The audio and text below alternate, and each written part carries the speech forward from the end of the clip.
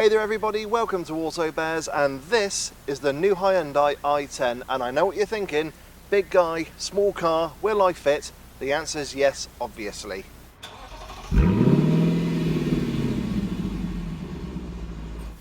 Over 20 years ago, Ford created the city car class with the original KA and proved to everyone that you could have a small, cute little car that was great to drive, nicely spec'd and keenly priced. Over 20 years later, arguably the top of the class is the second generation Hyundai i10. It shared the same attributes apart from the styling, which was quite, in my own personal opinion, Werther's original, in that it really did appeal to the older generation rather than the younger generation. However, Hyundai is looking to change that with this third generation i10 with revised styling and new technology. And I've had this new i10 for a week and I'm going to let you know if they've cracked it and is this new i10 still top of the class. When it comes to styling, I do think Hyundai are onto another winner with this new i10, and it should appeal to younger drivers. You've got a very distinctive front end, there's lots of curves and creases, and I do love this black gloss diamond effect on the front, which is what you get on the premium trim level. And of course, being an i10, you get the distinctive daytime running lights carried over from the revised second generation i10. Now, at the back of the car, it is more evolution than revolution in styling, but it is still pleasing to the eye. I do really love the 16-inch alloy wheels. They are very distinctive and actually give the i10 a bit of a sporty look. And to add to that sporty look, you've got this glorious slate blue paint job along with a contrasting black roof. Now, they are optional extras. But yeah, it actually looks quite sporty, and this isn't the N-line trim. This is just the premium trim.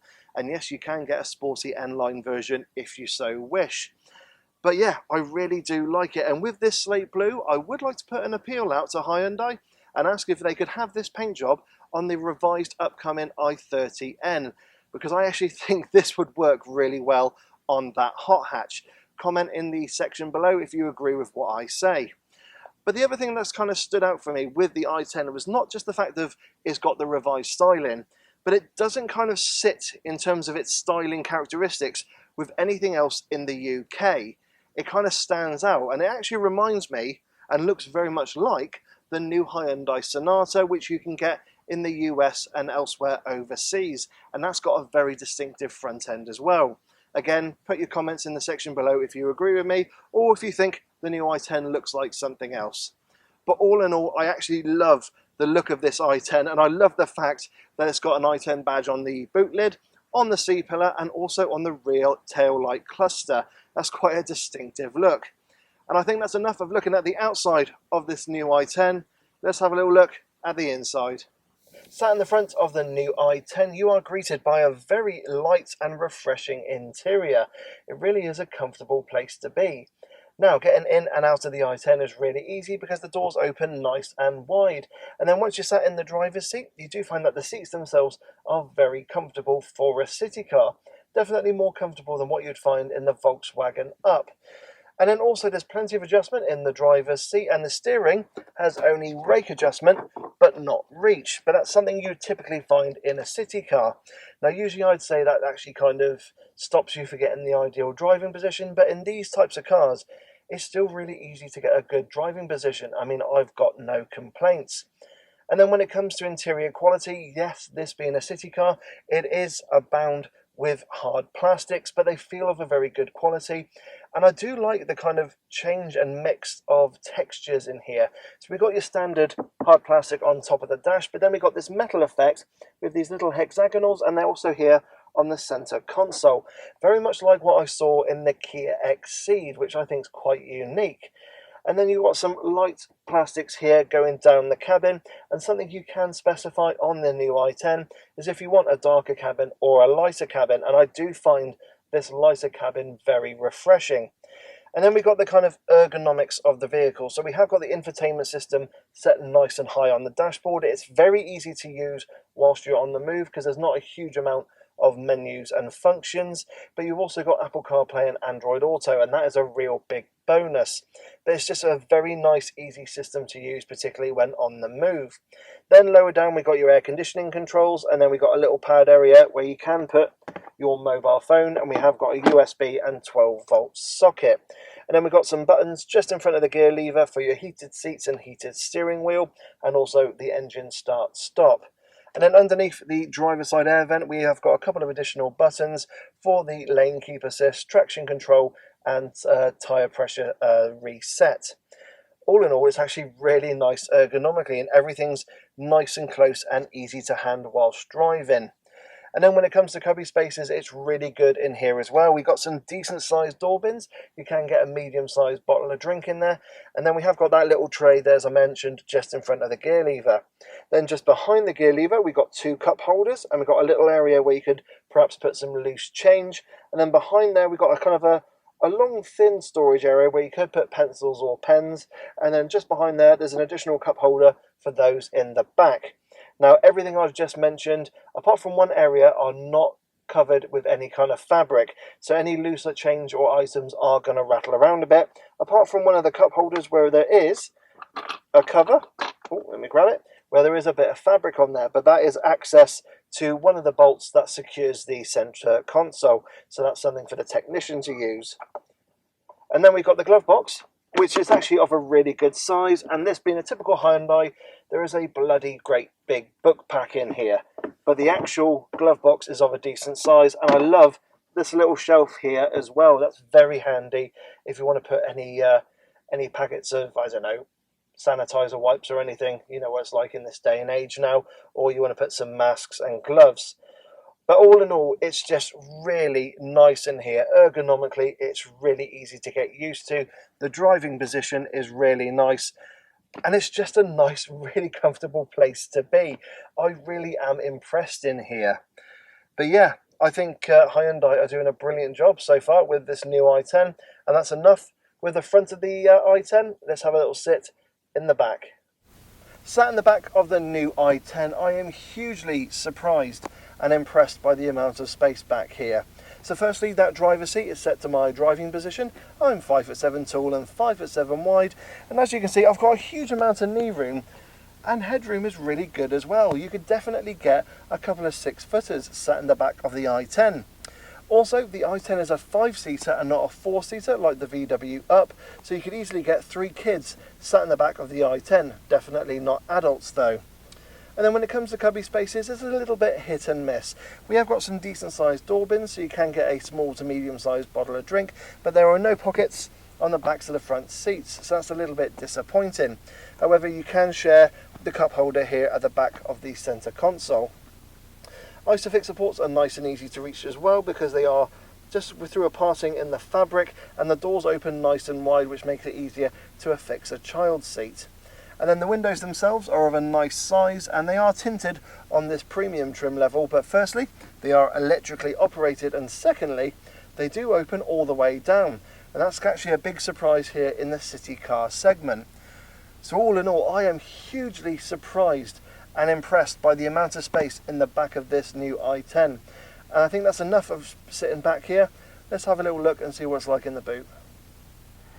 Opening the boot of the new i10 presents you with 252 litres of space, which is pretty much the norm in this segment of car. It's only 3 litres down on the new Kia Picanto. And the first thing you have noticed straight away is that the parcel shelf has no string to it, so if you need to load any bulky items in, you've got to give it a little bit of a lift. And then you find that the boot itself is of a nice square shape. There is a bit of a boot lip, but it's not as bad as something like a Volkswagen Up.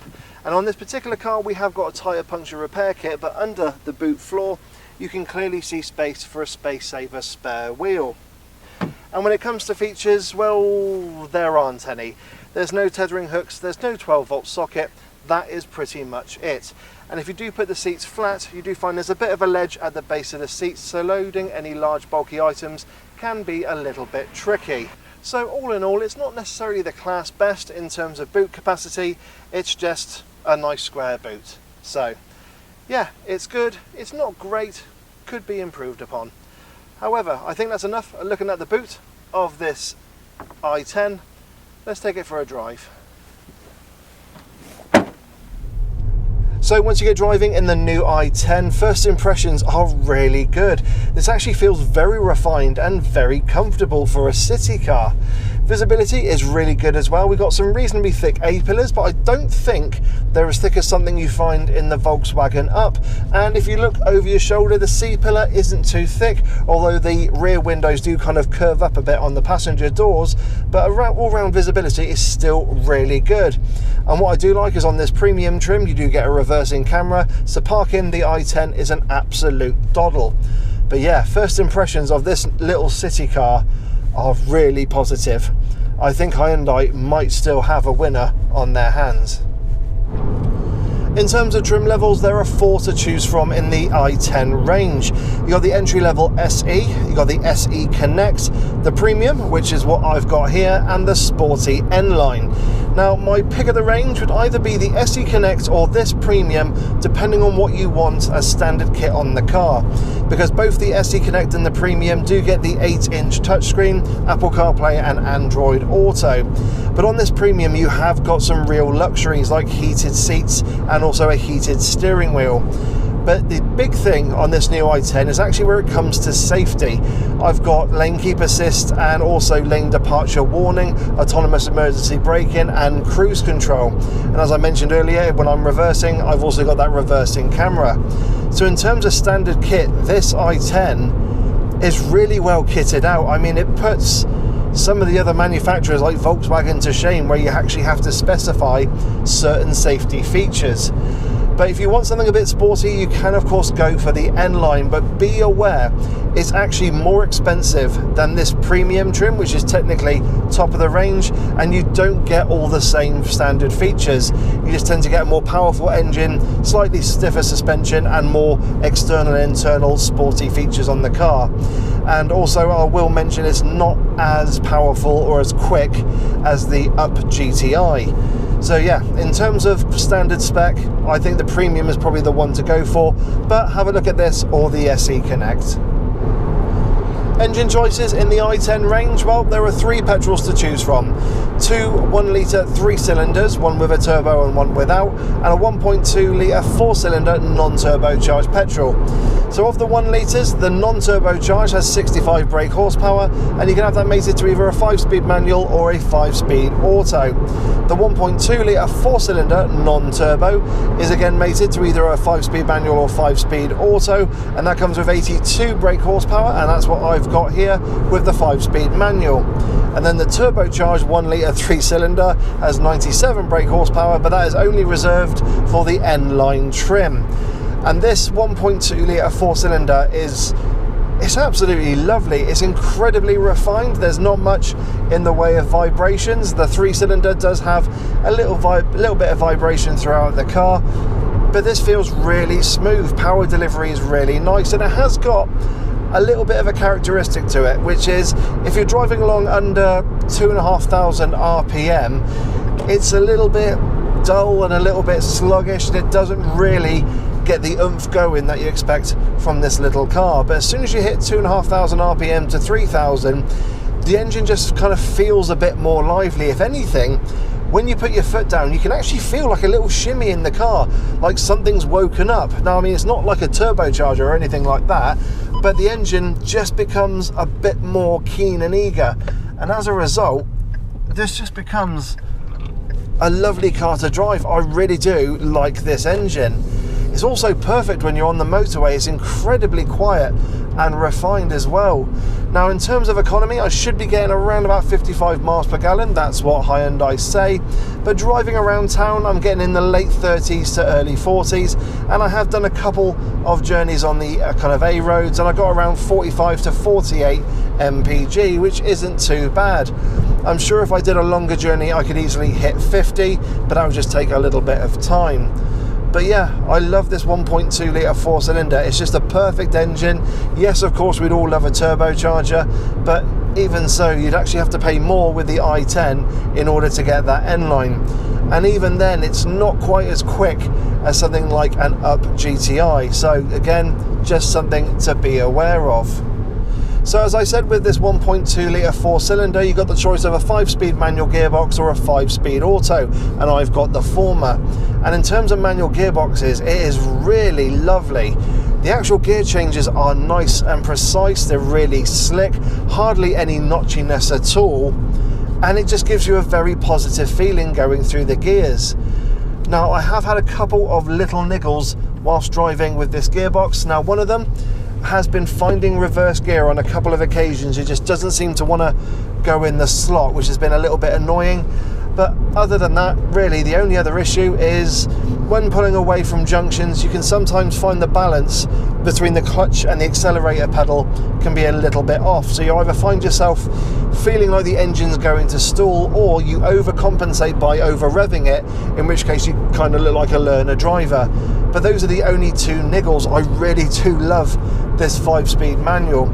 And I will go as far as to say, if this was a 6-speed manual, I would love to have this in my UP GTI. That's how much I like it.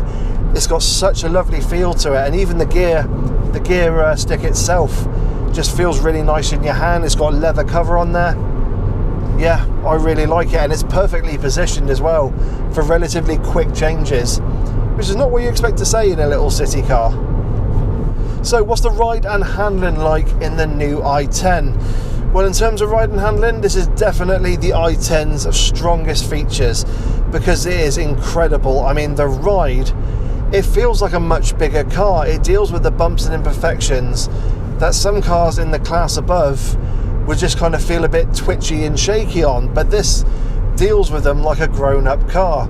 Now, yes, if you go over any big manhole covers or potholes, it will boom and resonate into the cabin. Of course, it is a city car after all, but for everyday driving here in Milton Keynes, it's been an absolute joy to use. I mean, going along this road now, there's not really much in the way of road noise coming into the cabin.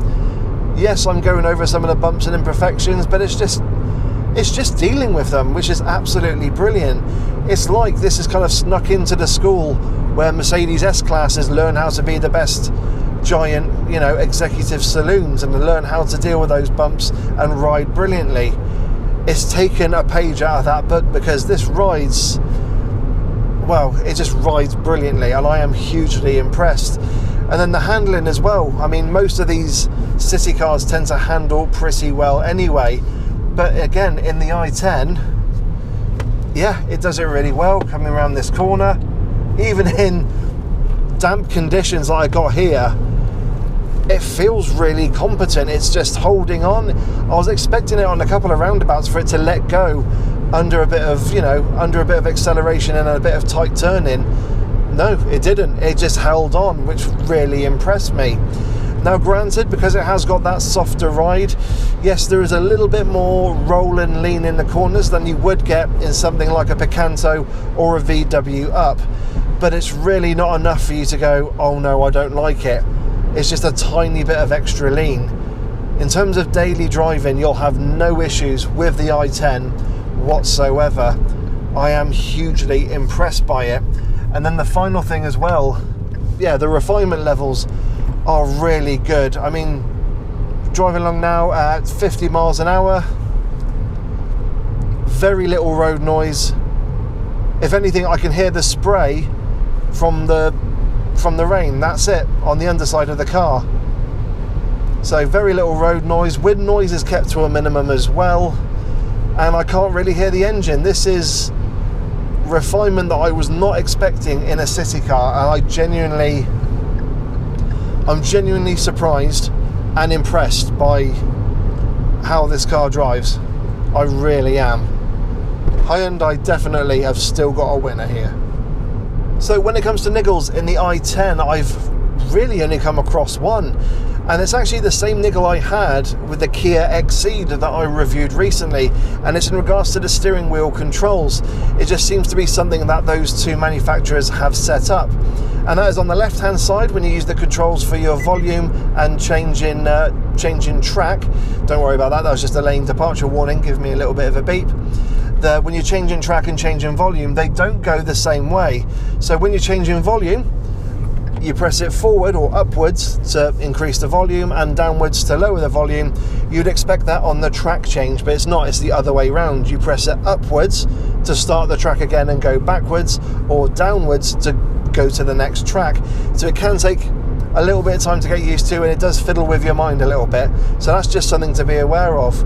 But that's really the only niggle I've come across in the i10. All round, this has been a bloody good car. I have been hugely impressed with this city car, and I mean, I am one for city cars. I used to own a Skoda Citigo, and now I have an UP GTI, and this is absolutely brilliant.